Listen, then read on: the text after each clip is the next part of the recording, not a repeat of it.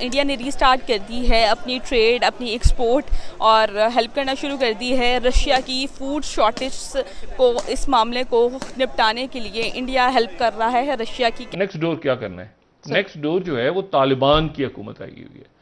तो तालिबान की हुकूमत को आप दुनिया में आपने कहना है कि जी इनकी आप हमने थोड़ी सी रास्ता दोबारा इंडिया का फर्दर दिया है अभी उनको कि अपनी वो गंदम वगैरह पहुंचाएं वहाँ पे, तो वो हमारे बैकडोर भी कुछ चीज़ें चल रही हैं जो नहीं आ रही सामने। कि इंडिया जो है उसका ये बहुत अच्छा स्टेप है। मुझे लगता है कि वो बगैर किसी प्रेशर के, बगैर किसी चीज़ के वो लोग उनकी हेल्प कर रहे हैं, तो आई थिंक ये बहुत अच्छा है उनके लिए। बॉर्डर इस वक्त समझते हैं हमारा सेफ नहीं है, ना हमारा सेफ है उज़्बेकिस्तान, ताजिकिस्तान से सेफ है, ना ईरान सेफ है, ना उज़्बेकिस्तान सेफ है। पाकिस्तान के बारे में समझते हैं पोरस बॉर्डर है, कुछ समझ नहीं आती कि कहाँ से क्या और क्या से क्या हो जाए। सबसे पहले जो चीज़ है वो है इंसानियत। ठीक है, इंसानियत के नाते अगर इंडिया ये काम कर रहा है तो अच्छी बात है। अब जो अफगानिस्तान की सरजमीन है पाकिस्तान के खिलाफ कार्रवाइयों में इस्तेमाल हो रही है। किसी प्रेशर में नहीं आए इंडिया, ठीक है, और वो फिर भी रशिया की मदद कर रहा है।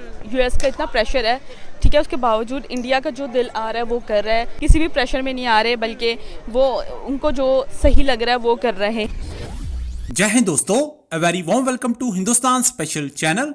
यूक्रेन पर हमले के बाद पश्चिमी देशों के प्रतिबंधों का सामना कर रहे रूस ने दोस्त भारत से मदद की गुहार लगाई है। रूस ने भारत से अपील किया है कि वह ज्यादा से ज्यादा मेडिकल उपकरण और खाने का सामान भेजे। यूक्रेन पर हमले के बाद से पश्चिमी देशों की ओर से लगाए गए बैन और जहाजों की आवाजाही बाधित होने से रूस में मेडिकल इक्विपमेंट और खुराक की किल्लत हो गई है। रिपोर्ट्स के अनुसार भारत ने रूस को भारी मात्रा में एक्सपोर्ट फिर से शुरू कर दी है, जिसमें चाय, चावल, फल, कॉफी, समुद्री उत्पादों और कॉन्फेक्शनरी शामिल है।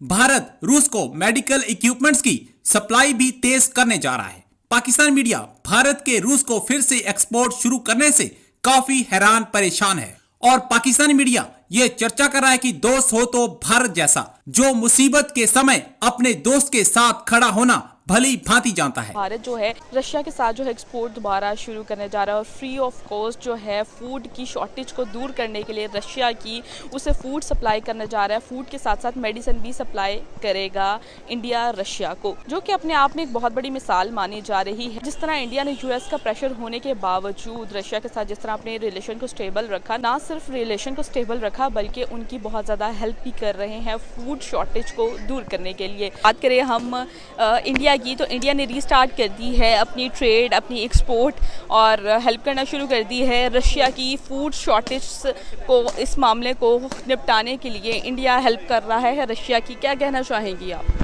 आई थिंक मेरे ख्याल से ये एक अच्छी चीज़ है, क्योंकि बहुत सी कंट्रीज़ ऐसी हैं जो कि मतलब अभी डेवलपिंग नहीं हुई, बहुत अंडर डेवलपिंग है, ठीक है, वहाँ पर फूड शॉर्टेज का बहुत इशू बन रहा है। अब जैसे कि ये कुछ दिन पहले यूक्रेन में बहुत ज़्यादा वर्ल्ड वॉर चल रही थी, वहाँ पर काफ़ी मसले मसाइल हुए, तो आई थिंक मुझे लगता है कि इंडिया जो है उसका ये बहुत अच्छा स्टेप है कि वहाँ के लोगों की हेल्प करे, उन्हें खाना फ्राहम करे। आई थिंक मुझे लगता है ये काफ़ी अच्छा है। मुझे लगता है कि वो बगैर किसी प्रेशर के, बगैर किसी चीज़ के वो लोग उनकी हेल्प कर रहे हैं, तो आई थिंक ये बहुत अच्छा है उनके लिए।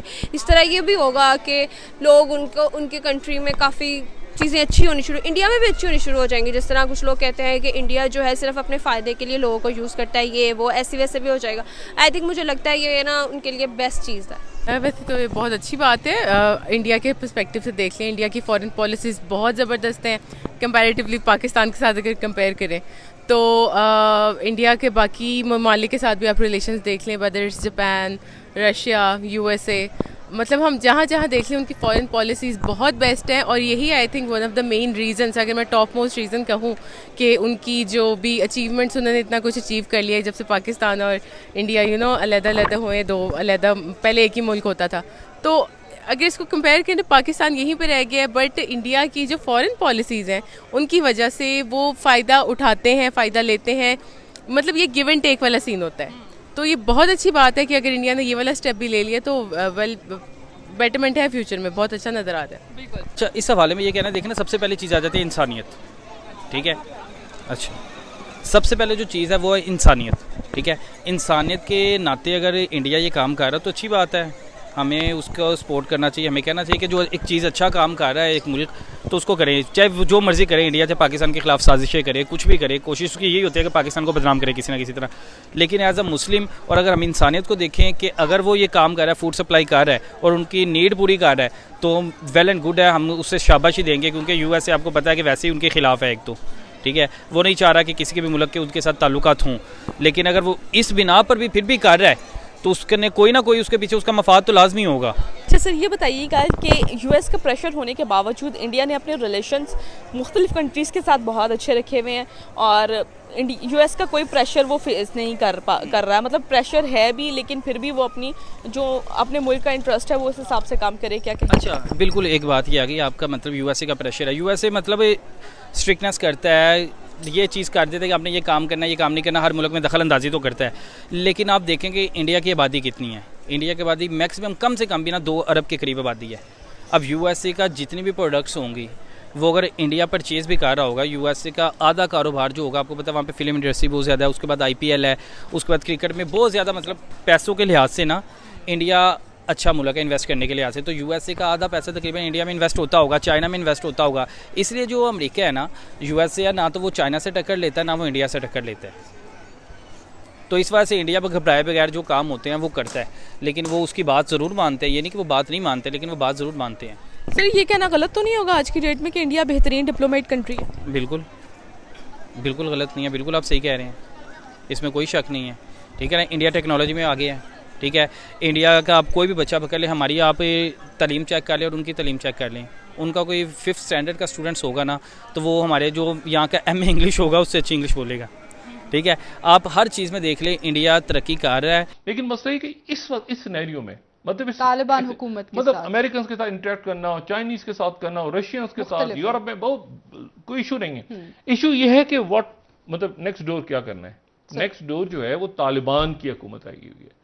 तो तालिबान की हुकूमत को आप दुनिया में आपने कहना है कि जी इनकी आप हमने थोड़ी सी रास्ता दोबारा इंडिया का फर्दर दिया है अभी उनको कि अपनी वो गंदम वगैरह पहुंचाएं वहाँ पे, तो वो हमारे बैकडोर भी कुछ चीज़ें चल रही हैं जो नहीं आ रही सामने। लेकिन मेरा कहने का मकसद ये है कि वो उसमें कुछ वजारतें ऐसी हैं जहां पर देखना है, ठीक है, कि यहां पर कैसे पॉसिबिलिटी क्या हो सकेगी, नहीं हो सकेगी। तालिबान तो अभी तक आपको पता है कि वो स्कूलों के ऊपर, बच्चियों के स्कूलों पे और उन मामलात के ऊपर उनका एक स्टांस है। तो यहां पर पाकिस्तान पीपल्स पार्टी को देखना है कि क्या वो इस पूरे सिचुएशन के अंदर अगर वो एक पॉलिसी बयान देते हैं कोई, तो उसके नतीजे में ताल्लुकात कैसे बिल्कुल देखिए ना, तालिबान की हुकूमत आने के बाद पाकिस्तान पीपल्स पार्टी की तरफ से खामोशी रही है, क्योंकि एक रियलिटी चेंज हुई है ना अफगानिस्तान के, रियलिटी चेंज हो गई। मौलाना फजलुर रहमान बात कर सकते हैं लेकिन मौलाना फजलुर रहमान साहब भी अफगानिस्तान तक ही कर सकते हैं ना, या चलें चाइना तक, अमेरिका से तो नहीं करेंगे बात, या यूरोप से।